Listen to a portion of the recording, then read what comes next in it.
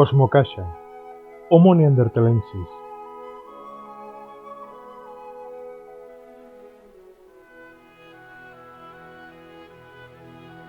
Homo neanderthalensis, el compassiu. Encara no hem viscut tants anys com ell. En aquesta escena, un neandertal mira un company ferit durant una cacera i és conscient que morirà.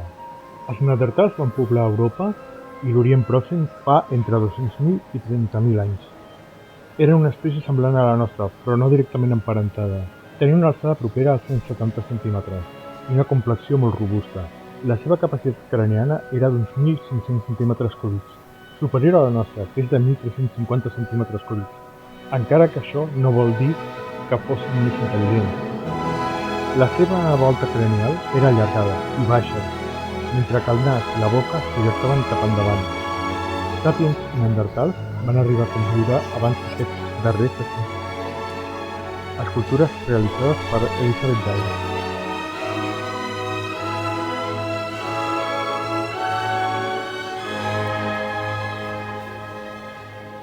Homo neanderthalensis, el compasivo.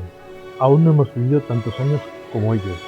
En esta escena, un neandertal mira a un compañero herido durante una cacería y es consciente de que va a morir.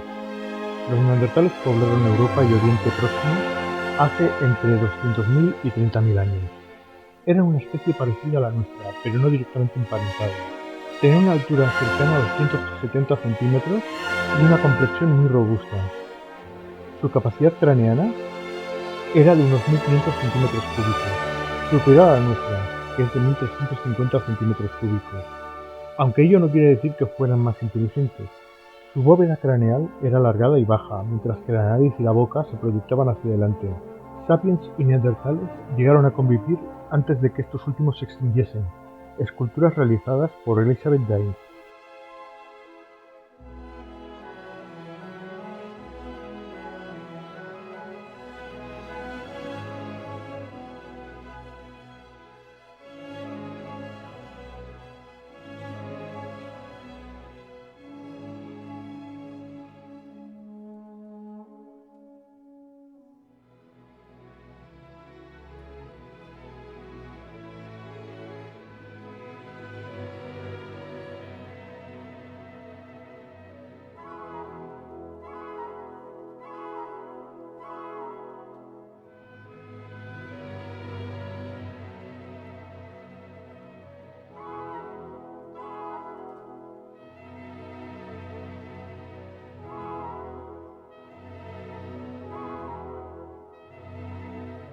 Si vols estar al dia dels meus vídeos sobre Barcelona, suscríbete al canal Barcino News y comparteix-los a la xarxa. Si quieres estar al día de mis vídeos sobre Barcelona, suscríbete al canal Barcino News y compártelos en la red.